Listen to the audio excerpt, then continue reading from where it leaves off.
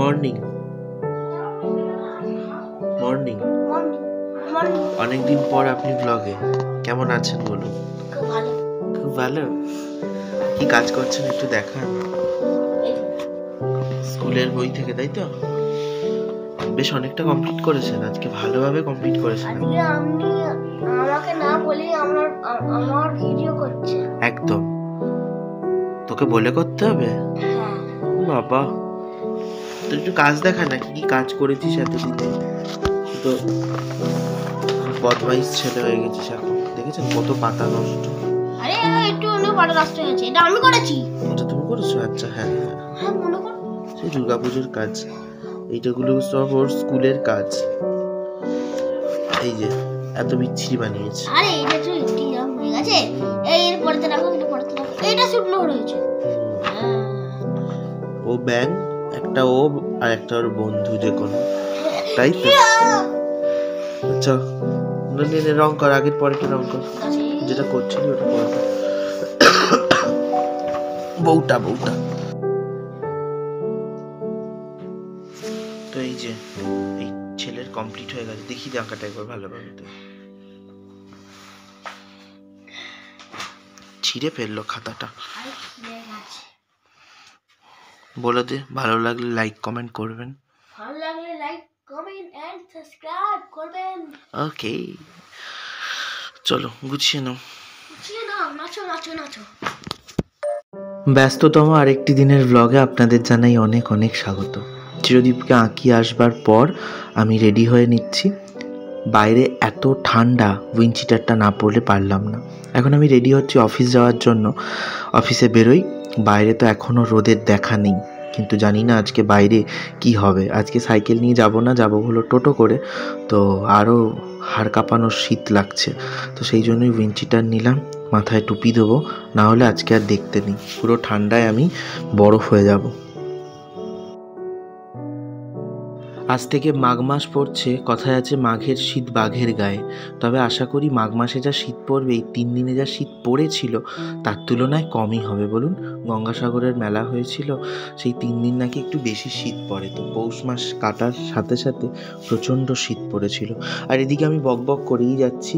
তারপরে ভিডিওটা দেখলাম যে সাউন্ডটা কোনো কারণে করাপ্ট হয়ে গেছে। ভিডিওটা চলছে বাট সাউন্ড নেই। তো সেই জন্যই অগত্যা আমি ভয়েস দিলাম। বাইরে একদম রোদ নেই, সেটাই দেখাচ্ছিলাম। তো চলুন, এদিকে রেডি হয়ে নিয়েছি, এবার বেরোবো। আর এই আয়নায় আমি প্রথমবার ব্লগ করছি, আমার ঘরের ড্রেসিং টেবিলের আয়নায়। সো এরকমভাবে একবার করার ইচ্ছে ছিল, যে এরকমভাবে সে আয়নায় ব্লগ করে না, তো এইরকমই আর কি। তো চলুন, হ্যাঁ, যে কথাটা না বললে নয়, আজকে আমার অফিসে আইবুড়ো ভাত।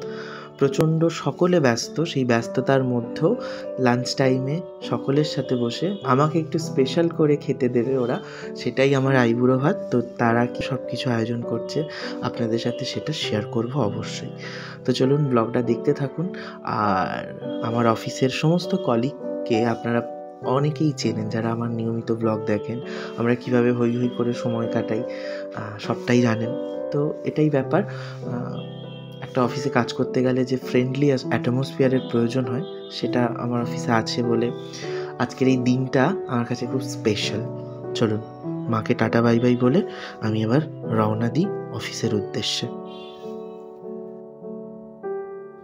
টোটো ধরে দেখি না, রোদের দেখা পাওয়া গেছে। তো এদিকটা যেতে যেতে গায়ে একটু রোদ লাগলে আশা করি শীতটা কমবে। আমি যেমন গরমে খুব গরম হয়, তেমনই শীতে ভীষণ শীত কাতুরে। তো এই যে গায়ে রোদটা পড়েছে, এটুকুই যেন সেই স্বর্গের মতো লাগছে। তো চলুন, কথা বলতে বলতে অফিস পৌঁছে যাই, তারপর গিয়ে অফিসের কাজবাজ সারি। তারপর দুপুরবেলা লাঞ্চ টাইমে কী আয়োজন করছে শেয়ার তো অবশ্যই করব বললাম।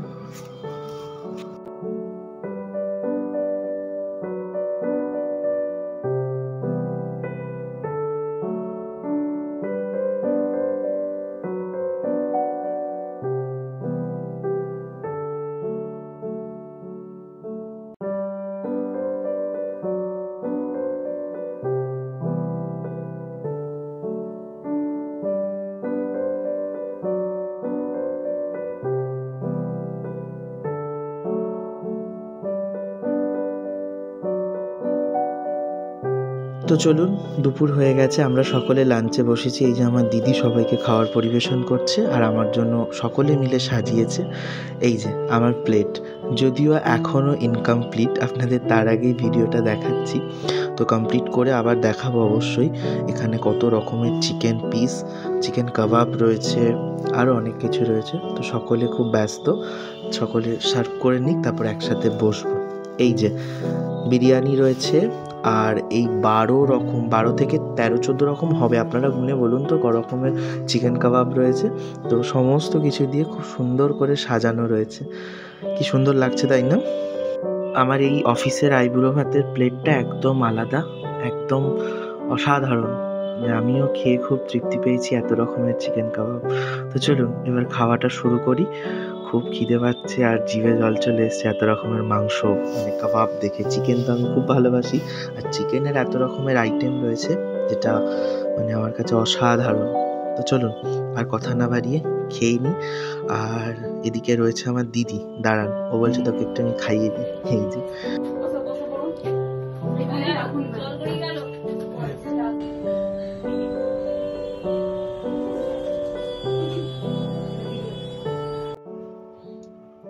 চলুন বাড়ি চলে এসেছি। আর এদিকে দেখুন আমাদের কালুদা কি করছে। কি করছে দাদা? রং করছে। কেন? বিয়ে শর্টেড। চলুন, ওর দায়িত্বে সমস্ত রং পড়েছে, ছাদের যত জানলা রয়েছে, তাই তো? ঘরের জানলাগুলো দিদার গেট হয়ে গেছে, সব হয়ে গেছে। সব আমাদের হয়ে গেটটা দেখা ডিজাইন। হ্যাঁ, আমাদের গেটের ডিজাইনটা। আচ্ছা চলুন দেখাই একবার। এই দেখুন, এই রকম করেছে ও, বুঝলেন? এদিকে দিদার গ্রিলও রং করেছে। চলুন, ও গান শুনছিল, ওকে গানটা চালিয়ে দিই।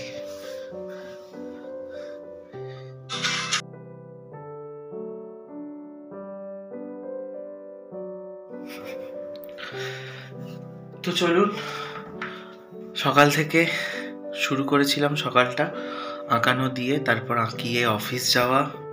আর একটা ছোট্ট ব্লগ আপনারা দেখলেন আজকে, যেহেতু অফিসের পরিসরে তো অত আর সেভাবে কথা বলা বা ব্লগ করা যায় না।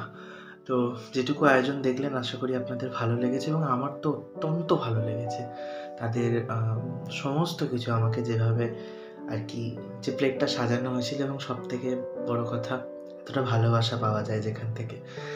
তো এই আর কি। তারপর আমি আজকে একটু বেলাবেটি চলে এসেছিলাম, বুঝতেই পারছেন, কাজের জন্য। কি কাজ সেটাও বুঝতে পারছেন। তো সে সমস্ত কাজ করতে গিয়ে মানে আমি ভুলেই গেছিলাম যে ব্লগটা শুরু করেছিলাম, এটা শেষ করতে হবে, একটা ফর্মালিটি মেনটেন করতে হবে। তো চলুন, আশা করি আপনাদের ব্লগটি ভালো লেগেছে আজকে। ভালো লাগলে একটি লাইক কমেন্ট করবেন, জানাবেন কেমন লেগেছে। দেখা হবে খুব শিগগিরই পরের একটি ব্লগে। ততক্ষণ টাটা, বাই বাই।